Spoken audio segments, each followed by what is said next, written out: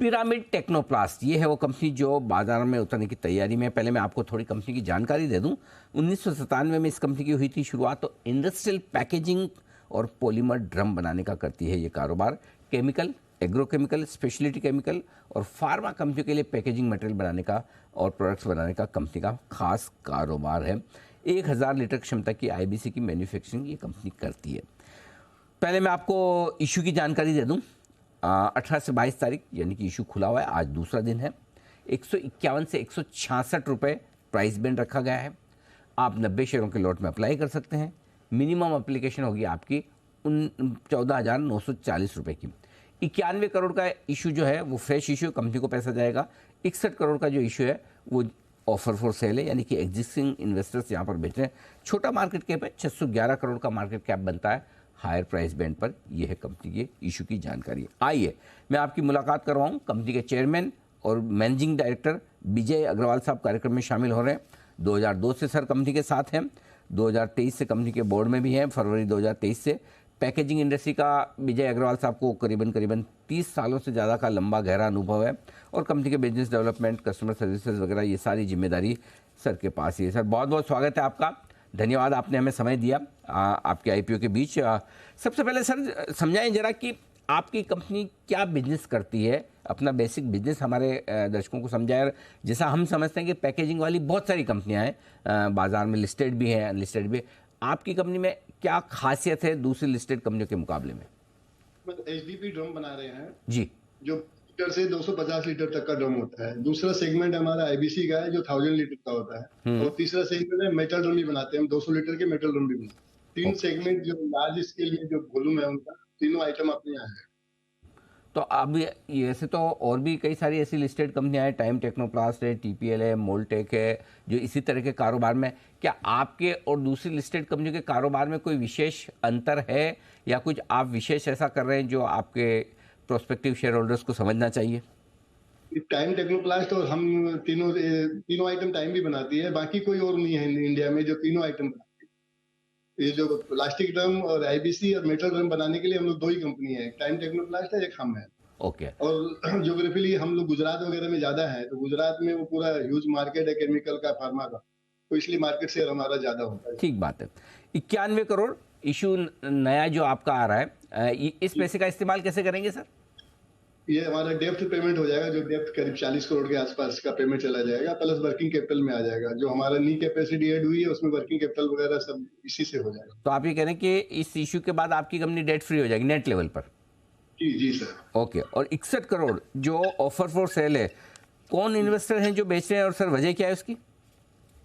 Promoter बेच रहे हैं सर। ओके। तो क्या क्या खास कोई वजह प्रमोटर्स के यहाँ पर इशू में बेचने के पीछे? कोई इशू बेचने का कोई इशू मैंने ऐसा कोई नहीं है। ठीक, वो बेच। ओके, ठीक है, बहुत बढ़िया। ज़्यादा आपका कारोबार जो मैं समझ रहा हूँ इस केमिकल, स्पेशलिटी केमिकल, इस इंडस्ट्री से आता है, राइट? ज़्यादा रेवेन्यू थोड़ा वहाँ पर माहौल अभी ढीला ढाला चल रहा है, तो क्या आपके बिजनेस पे कोई फ़र्क पड़ता है या आपको फ़र्क नहीं पड़ता है कि जिस तरह से स्पेशलिटी केमिकल बिजनेस आजकल थोड़े ठंडे चल रहे हैं सर? जरूर, जो क्या प्राइस कम होते हैं तो उनको लॉस होता है, थोड़ा नुकसान स्टॉक का होता है केमिकल को, लेकिन ऐसा कुछ स्लो नहीं है कि उनकी फैक्ट्री 50% में चल रही है। कोई 10-5% का उनका स्लो होता है, जिससे हमारा कोई फर्क नहीं पड़ता। कोई एक केमिकल स्लो होता है तो दूसरा बराबर आ जाता है, तो हमारा अपना जो माल बन रहा है वो पूरा सेल हो जाता है। ठीक बात है, तो आपको सेल्स से रिलेटेड कोई दिक्कत वाली बात है नहीं। 60% आपका रॉ मटेरियल कॉस्ट आता है करीबन आपकी टोटल, उसमें रॉ मटेरियल को आपकी टोटल कॉस्ट का, और मेरे ख्याल से आपको काफ़ी कुछ इंपोर्ट भी करना पड़ता है, राइट? तो क्या कुछ लॉन्ग टर्म आपने सप्लाई कॉन्टैक्ट रखे हैं सर? हाँ सर, हमारे जो भी है सब लॉन्ग टर्म में है। जो इंपोर्ट करते हैं सब आज 25 साल से उनसे बिजनेस है। तो ये कच्चे तेल के दाम जो ऊपर नीचे होते हैं उससे आपके प्रॉफिट पे, मार्जिन पे कुछ फर्क पड़ता है या आप पूरा उसको हेज करके चलते हैं?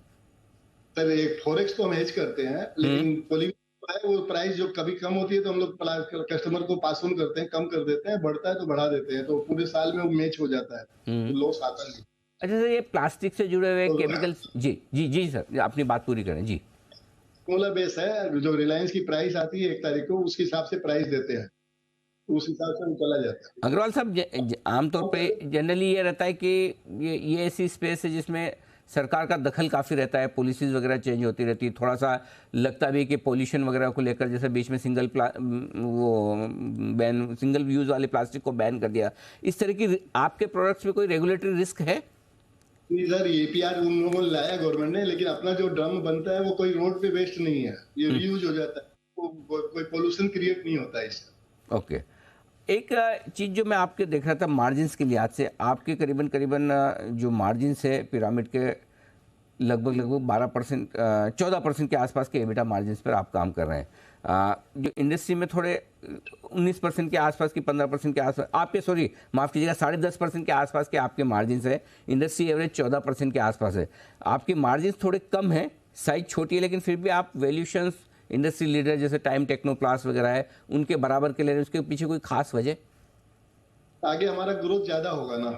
ओके। हम अभी एक लार्ज, अभी बहुत वॉल्यूम हो सकता है, बढ़ सकता है हमारा।